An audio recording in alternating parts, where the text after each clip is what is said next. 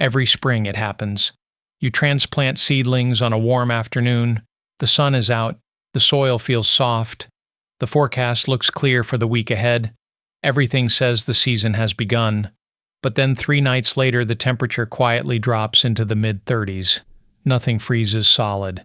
And yet by morning something is wrong. The leaves look dull. Some seedlings collapse. What happened was not a freeze. It was a single cold night that arrived before the plants were ready for it. What makes some seedlings survive while others collapse usually has nothing to do with luck. It comes down to timing, preparation, and understanding what cold actually does to young plants. The first thing to understand is that the temperature your seedlings experience is not the same as the temperature in the forecast. Weather stations measure air temperature several feet above the ground. Your seedlings live right at the soil surface, and that environment cools faster at night. On clear nights, the warmth stored in the soil escapes into the open sky. The air closest to the ground becomes colder than the air higher up. A forecast of 36 degrees can easily become 32 or 33 at seedling level. That small difference is enough to damage tomatoes, peppers, squash, cucumbers, and basil. Cloudy nights are different. Cloud cover reflects warmth back toward the ground, so a cloudy 36 is genuinely 36 at plant level. The most dangerous combination is clear skies, no wind, and a forecast in the mid-30s. That is when the gap between forecast and reality is largest. Wind changes the equation too. Even a light breeze mixes warmer air downward and prevents the coldest layer from settling right at soil level. A breezy 35-degree night can actually be safer than a calm 37-degree night with clear skies. Most gardeners only check the temperature in the forecast. The ones who rarely lose transplants check the sky and the wind as well. Cold damage is often subtle. A hard frost turns plants black almost immediately, but mild cold stress works differently. The leaves curl slightly, growth pauses for days, and the plant appears tired. Many gardeners assume it needs fertilizer or more water. In reality, the seedling experienced a cold night that interrupted its development before the roots established. I have seen this pattern in my own garden. Plants that looked fine the next morning never recovered their growth pace for the rest of the season. That slow decline is harder to diagnose than outright death because you keep waiting for the plant to bounce back, and it never fully does. Soil temperature plays a huge role in whether a seedling survives that stress. When the soil is warm, roots expand quickly during the first week, and the plant becomes resilient. When seedlings are planted into cold soil, the roots barely function.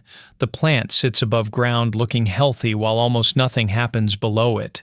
A week of warm air in early spring feels like the season has arrived, but the soil 4 inches down may still be in the low 50s. If a cold night arrives during that window, the plant has no buffer.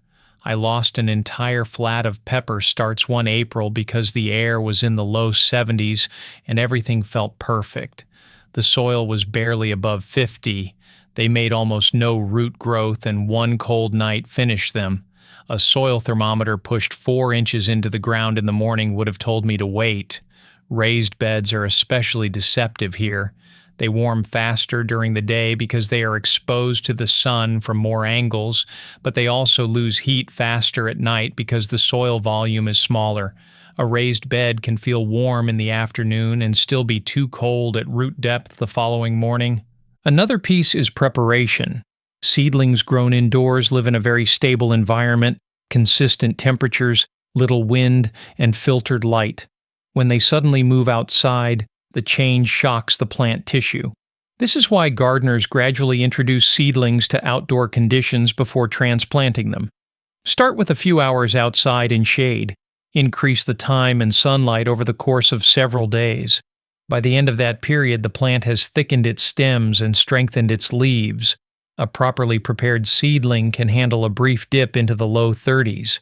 An unprepared seedling from the same tray may collapse at 38. Most spring losses are not caused by cold, they are caused by impatience. The reactive gardener plants on the first warm weekend, loses half the seedlings to a cold snap, replants, and spends the season behind schedule. The patient gardener waits 10 more days, plants into warm, stable soil, and those plants outgrow the early planting within 2 weeks because they never experience the setback. When a cold night appears in the forecast after planting, the simplest protection often works best. A lightweight row cover draped over the bed traps warmth close to the soil surface and can raise the temperature around plants just enough to prevent damage. Place it over the garden before sunset so the warmth stored in the soil remains underneath overnight. Avoid using plastic directly on plants because plastic conducts cold, and any leaf touching it will freeze faster than an exposed leaf. If plastic is all you have, support it on stakes so an air pocket forms above the plants. Individual seedlings can also be protected with something as simple as an upside-down bucket or pot placed over the plant in the evening and removed in the morning. The soil slowly releases warmth overnight, and the container prevents that heat from escaping. Here is the timing rule that eliminates most transplant losses. Before planting warm season crops, check soil temperature early in the morning several days in a row. Morning readings reveal the true baseline because the sun has not warmed the surface yet. When the soil holds around 60 degrees on 3 consecutive mornings, it has genuinely warmed enough to support root growth. Not one warm afternoon, 3 mornings. At that point, seedlings establish quickly and become far more tolerant of small cold dips. This simple rule would have prevented every spring transplant loss I have ever had. Once that foundation is in place, the garden becomes far more resilient. Plants root deeper, growth accelerates, and a single chilly night becomes manageable stress instead of fatal damage. What looks like luck in successful spring gardens is usually just timing, waiting until the soil and the season are genuinely ready before asking young plants to grow. And if you want to avoid another mistake that weakens seedlings long before the weather becomes a problem, watch the watering video next.